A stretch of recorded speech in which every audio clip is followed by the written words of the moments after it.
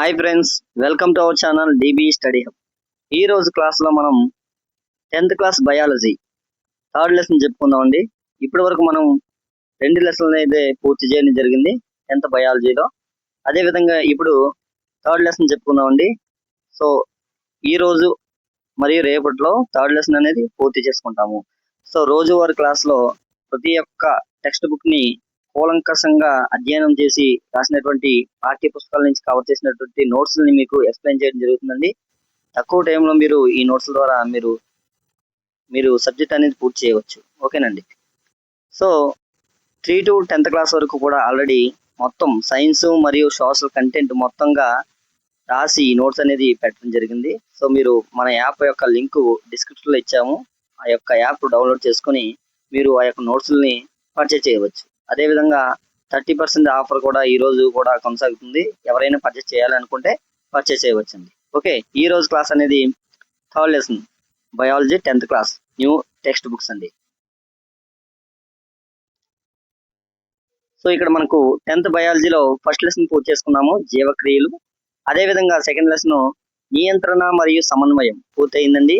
ఇప్పుడు third lesson జీవుల ప్రత్యుత్పత్తి ఎలా జరుగుతాయి.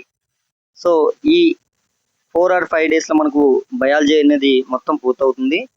రోజుకి 10 నుంచి 15 నిమిషాలు మీరు ఈ క్లాస్ అనేది విన్నట్లయితే ఈజీగా ఒక 10 డేస్లో, అంటే ఒకే రోజు విన్నా సరే 10 into 10 minutes అండి, 100 minutesలో మీకు మొత్తం బయాలజీ టెక్స్ట్ బుక్ అనేది ఈజీగా కవర్ అయిపోతుంది. సో టెక్స్ట్ బుక్ చదవాల్సిన అవసరం లేకుండా మీకు ఈ నోట్స్ అనేది ఉంటుంది. సో టెక్స్ట్ బుక్లో ఉన్న ప్రతి ఒక్క అంశాన్ని కూలంకషంగా అధ్యయనం చేసి సుమారు ఒక్కొక్క లెసన్కి 7-8 గంటలు హెచ్చించి దాన్ని నోట్స్ రూపంలో తయారు చేసి ఏ ఒక్క బిట్టు మిస్ అవ్వకుండా రాసినటువంటి నోట్స్ అండి ఇది. సో మీకు చాలా వరకు ఇది ఉపయోగపడుతుంది. తక్కువ టైంలోనే మీరు రివిజన్ చేయాలంటే 3 to 10th క్లాస్ వరకు ఆల్రెడీ రాసి నోట్స్లన్నీ రాసి మన యాప్లో పెట్టేశామండి. సోషల్ మరియు సైన్స్ పెద్ద సబ్జెక్టులు అయినటువంటి సోషల్ మరియు సైన్స్ మీకు ఆల్రెడీ అందుబాటులో యాప్లో పెట్టేశాము. మీరు ఆఫర్ కూడా కొనసాగుతుంది, మీరు పర్చేజ్ చేసుకోవచ్చు. యాప్ యొక్క లింక్ అనేది డిస్క్రిప్షన్లో ఇచ్చాము. డిబి స్టడీ హబ్ అని ప్లేస్టోర్లో మీరు సెర్చ్ చేస్తే మా యొక్క ఛానల్ అనేది వస్తుంది. యాప్ డౌన్లోడ్ చేసుకొని పర్చేజ్ చేసుకోవచ్చు. ఒకేసారి మీరు తక్కువ టైంలో చదివేయచ్చండి. టెక్స్ట్ బుక్లు బర్డెన్ అవ్వకుండా ఉంటుంది మీకు. ఓకే, ఇప్పుడు జీవులు ప్రత్యుత్పత్తి ఎలా జరుపుతాయి లెసన్ అండి. Third lesson 10th biology new text book. DNA అనగా ఏంటండి? డిఎన్ఏ అంటే డిఆక్సీ రైబో న్యూక్లిక్ ఆమ్లము, డిఎన్ఏ. దీని గురించి చెప్పుకుందాం. కణ కేంద్రకంలోని డిఎన్ఏ ప్రోటీన్ల తయారీకి కావాల్సిన సమాచారం ఇచ్చే ఒక వనరు ఈ డిఎన్ఏ. కణ కేంద్రకంలోని డిఎన్ఏ అనేది ప్రోటీన్ల తయారీకి కావాల్సిన సమాచారాన్ని ఇచ్చే ఒక వనరు. ప్రత్యుత్పత్తి ప్రక్రియలో పాల్గొన్న కణంలో డిఎన్ఏ నకలు మరియు అదనపు కణ నిర్మాణాన్ని సృష్టించడం జరుగుతుంది. సో ఈ లెసన్ అంతా మీకు ఆల్రెడీ మొత్తం ఎక్స్ప్లెయిన్ చేస్తే ఒక్కొక్క లెసన్కి ఎక్కువ గంటలు వెచ్చించాల్సి వస్తుందండి. అది మీకు టైం వేస్ట్. సో తక్కువ టైంలో మీకు రివిజన్ అయిపోవాలి. సో మీరు టెక్స్ట్ బుక్ జస్ట్ ఇలా చూసినా సరే, మన నోట్స్ పక్కన పెట్టుకుంటే మీకు టెక్స్ట్ బుక్ నార్మల్ రీడ్ చేసినా సరే మన నోట్స్ అనేది మీకు ఈజీగా రివిజన్ అయ్యడానికి పక్కన ఉంటే చాలా మంచిది. ఈ యొక్క డిఎన్ఏ గురించి పరిశోధన చేసిన శాస్త్రవేత్తలు ఎవరంటే వాట్సన్ మరియు క్రిక్ అండి. ఇది టెక్స్ట్ బుక్ మనకు ఆ లెసన్లో బ్యాక్ సైడ్ ఇవ్వడం జరిగిందండి. 1953 కేంబ్రిడ్జ్ విశ్వవిద్యాలయంలో డిఎన్ఏ యొక్క పూర్తి నిర్మాణాన్ని వీరు కనుగొన్నారు, వాట్సన్ మరియు క్రిక్లు. డిఎన్ఏ అణువు సర్పిలాకారంగా ఉంటుంది. మీరు చూసే ఉంటారండి, సర్పిలాకారంగా ఉంటుందండి. ఓకే, అంటే మెట్ల వంటి నిర్మాణం కలిగి ఉంటుంది. డిఎన్ఏ యొక్క నిర్మాణం ఏంటండి? సర్పిలాకారంగా ఉండే మెట్ల వంటి నిర్మాణము. ఒకవేళ అడిగితే బిట్టి ఈ విధంగా అడుగుతారు. ఆకారం చూసుకుంటే ద్వికుండలి, డబుల్ హెలిక్స్, ద్వికుండలి ఆకారంలో ఈ యొక్క డిఎన్ఏ అనేది ఉంటుంది. ఏకాంతరంగా అమర్చబడిన చక్కెరలు మరియు ఫాస్ఫేట్లతో ఇది నిర్మితమై ఉంటుంది. ఓకే, డిఎన్ఏ వేటి యొక్క మిశ్రమం ఉండి చక్కెరలు మరియు ఫాస్ఫేట్లతో నిర్మితమై ఉంటుంది. ఇది ద్వికుండల ఆకారంలో ఉంటుంది. సర్పిలంగా ఉండే మెట్ల వంటి నిర్మాణాన్ని కలిగి ఉంటుంది డిఎన్ఏ. కనుగొన్నది ఎవరండి? వాట్సన్ మరియు క్రిక్లు. సో అడెనిన్, గ్వానిన్, థైమిన్ మరియు సైటోసిన్ వంటి నత్రజని క్షారాలు కూడా ఉంటాయి. అదేవిధంగా ఫ్రాంక్లిన్ మరియు మౌరిస్ విల్కిన్స్లు డిఎన్ఏ ఆవిష్కరణలో పాల్గొన్నారు, వాట్సన్ మరియు క్రిక్లతో పాటు. ఈ ఆవిష్కరణకు గాను వాట్సన్ మరియు క్రిక్లకు నోబెల్ ప్రైజ్ కూడా లభించిందండి. ఇది మనకు లక్షణాలు ఎక్కడ కనిపిస్తాయంటే డిఎన్ఏవి ఎక్కడ గ్రహిస్తారంటే జుట్టు, చర్మపు రంగు, దీని నుంచి మనకు తెలుస్తుందండి డిఎన్ఏ యొక్క లక్షణాలు. జుట్టు, చర్మపు రంగు. విచ్చిత్తి గురించి ఎక్స్ప్లెయిన్ చేసుకుందాం. ఏకకణ జీవుల్లో కణ విభజన లేదా విచ్చిత్తి కొత్త జీవుల ఉత్పత్తికి దారి తీస్తుంది. విచ్చిత్తి అనేది కణ విభజనకు మరియు కొత్త జీవుల ఉత్పత్తికి దారి తీస్తుంది. బ్యాక్టీరియాలు మరియు ప్రోటోజోవాలు కణ విభజన సమయంలో 2 సమాన భాగాలుగా విడిపోతాయండి.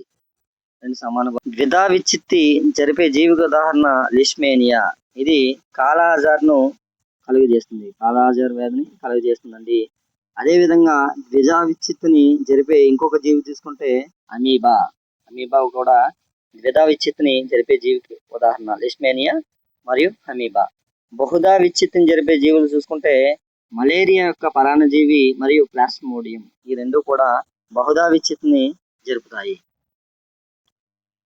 మొక్కలవడం ద్వారా ప్రత్యుత్పత్తి జరిపే జీవి స్పైరోగెరా.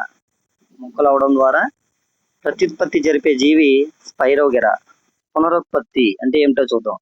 జీవులు తమ శరీర భాగాల నుండి కొత్త జీవులను ఉత్పత్తి చేసే సామర్థ్యాన్ని కలిగి జీవిని కత్తిరించిన మొక్కలుగా విడిపోయిన ప్రతి మొక్క సంపూర్ణ జీవిగా పెరుగుతుంది. దీన్నే మనం పునరుత్పత్తి అంటారు. ఏం లేదండి, ఇక్కడ మనకు పునరుత్పత్తికి ఉదాహరణలు అడుగుతారు. ఎగ్జాంపుల్ చూసుకుంటే హైడ్రా, ప్లానేరియా. పునరుత్పత్తి జరిపే జీవులకు ఉదాహరణ హైడ్రా మరియు ప్లానేరియా. మొక్కలు అవ్వడం ద్వారా ప్రత్యుత్పత్తి జరిపే జీవికి ఉదాహరణ స్పైరోగెరా. మనం పైన ద్విధా విచ్చిత్తి మరియు బహుధా విచ్చిత్తి కూడా ఉదాహరణలు చెప్పుకున్నామండి. ద్విధా విచ్చిత్తికి లిష్మేనియా మరియు అమీబా చెప్పుకున్నాము.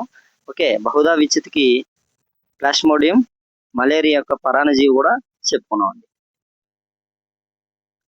నెక్స్ట్, హైడ్రా మొగ్గ తొడిగే క్రమంలో ప్రత్యుత్పత్తి జరుగుతుందండి. హైడ్రా శాఖీయ వ్యాప్తి ద్వారా జరిపే జీవులు చూద్దామండి. ప్రత్యుత్పత్తి ఈ ప్రక్రియలో మొక్కల్లో వేరు, కాండం మరియు ఆకులు వంటి భాగాలు అనుకూల పరిస్థితుల్లో కొత్త మొక్కలుగా అభివృద్ధి చెందుతాయి.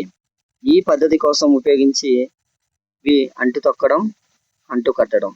శాఖీయ వ్యాప్తి ద్వారా జరిగేది ఎగ్జాంపుల్ చూసుకుంటే అంటు తొక్కడం, అంటు కట్టడం. దీని ద్వారా జరిపే జీవులు చూసుకుంటే ఎగ్జాంపుల్ చెరకు, గులాబీలు, ద్రాక్ష, అరటి, నారింజ, మల్లె. ఇవన్నీ కూడా అంటు తొక్కడం లేదా అంటు కట్టడం ద్వారా శాఖీయ వ్యాప్తి జరుగుతాయండి. ఇందులో విత్తనాల నుండి ఉత్పత్తి అయ్యే మొక్కల కంటే ముందుగా పువ్వులు, పండ్లు ఇవి ఇస్తాయి.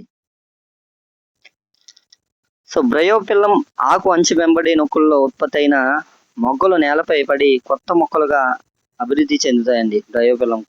ఓకే, కణజాల వర్ధనం చూసుకుంటే ఇక్కడ కణజాలాన్ని తొలగించడం ద్వారా లేదా మొక్కల్లోని పెరుగుతున్న కొనల నుండి కణాలను వేరు చేయడం ద్వారా కొత్త మొక్కలను పెంచడం, ఇది కణజాల వర్ధనం అండి. ఇది మనకు అలంకరణ మొక్కల పెంపకంలో ఈ పద్ధతిని ఉపయోగిస్తారు. అలంకరణ మొక్కల పెంపకంలో మనకు గార్డెన్స్ లో కనిపిస్తూ ఉంటాయండి. నర్సరీల్లో కూడా ఈ యొక్క కణజాల వర్ధన ప్రక్రియ ద్వారా చాలా మొక్కలు పెంచుతారండి. ఓకే, బ్రెడ్ మోల్డ్ యొక్క శాఖీయ తంతువులపై ఉన్న చిన్న చిన్న బుడిపె వంటి నిర్మాణాలు ప్రత్యుత్పత్తిలో పాల్గొంటాయి. ఈ బుడిపెలే మనకు సిద్ధ బీజాలుగా ఉంటాయండి. పుష్పంలో ప్రత్యుత్పత్తి అవయవాలు చూసుకుంటే కేసరాలు మరియు అండకోశం. డైరెక్ట్ బిట్ ఉంటాయండి. పుష్పంలో ప్రత్యుత్పత్తి అవయవాలు కింది వారిలో కానిది కానీ. ఓకే, కేసరాలు, అండకోశం ఈ రెండు కూడా పుష్పంలో ప్రత్యుత్పత్తి అవయవాలు. ఏకలింగ పుష్పాల్లో చూసుకుంటే కేసరాలు లేదా అండకోశం మాత్రమే కలిగి ఉంటాయండి. ఎగ్జాంపుల్ చూసుకుంటే బొప్పాయి, పుచ్చకాయ. ఏకలింగ పుష్పాలకు ఉదాహరణ ఏంటండి? బొప్పాయి, పుచ్చకాయ. వీటిలో కేసరాలు లేదా అండకోశం ఏదో ఒకటి మాత్రమే కలిగి ఉంటుంది, అందుకని వీటిని ఏకలింగ పుష్పాలు అంటారు. ఎగ్జాంపుల్ బొప్పాయి, పుచ్చకాయ. ద్విలింగ పుష్పాలు అంటే ఇక్కడ ప్రత్యుత్పత్తి అవయవాలు అయినటువంటి కేసరాలు మరియు అండకోశం రెండింటిని కలిగి ఉంటుందండి ద్విలింగ పుష్పాలు. ఎగ్జాంపుల్ ఇక్కడ మందార, ఆవాలు. ఓకేనండి. మందార, ఆవాలను మనం ద్విలింగ పుష్పాలకు ఉదాహరణగా చెప్పుకోవచ్చు. ఇందులోని కేసరాలు మరియు అండకోశం రెండింటిని కలిగి ఉంటుంది. సో నెక్స్ట్, కేసరం అనేది పురుష ప్రత్యుత్పత్తి భాగము. ఇది పసుపు రంగులో ఉండే పుప్పొడి రేణువులను ఉత్పత్తి చేస్తుంది. కేసరం అనేది పురుష ప్రత్యుత్పత్తి భాగము. ఓకే. అండకోశం అనేది స్త్రీ ప్రత్యుత్పత్తి భాగము. ఓకే. ఈ రెండు కలిగి ఉంటే ద్విలింగ పుష్పాలు, ఏదో ఒకటి మాత్రమే ఉంటే ఏకలింగ పుష్పాలుగా మనం చెప్పుకున్నాము. అండకోశం అనేది పుష్పం మధ్యలో ఉంటుందండి. పుష్పం మధ్యలో ఉంటుంది. ఇది స్త్రీ ప్రత్యుత్పత్తి భాగము. దీన్ని 3 భాగాలుగా విభజించవచ్చు. అది అండాశయం, కీలం మరియు కీలాగ్రం. అండాశయం, కీలం మరియు కీలాగ్రం 3 ప్రత్యుత్పత్తి భాగాలుగా మనం విభజించవచ్చు. ఓకే. ఇది ఈ రోజు క్లాస్ అండి. రేపటి క్లాస్లో పార్ట్ 2లో ఈ లెసన్ అనేది పూర్తి అయిపోతుంది. ఇంకో 3 పేజెస్ నోట్స్ ఉందండి. అది నెక్స్ట్ క్లాస్లో పూర్తి చేసుకుందాం. సో పార్ట్ 2లో కంప్లీట్ అయిపోతుంది. నెక్స్ట్ లెసన్కి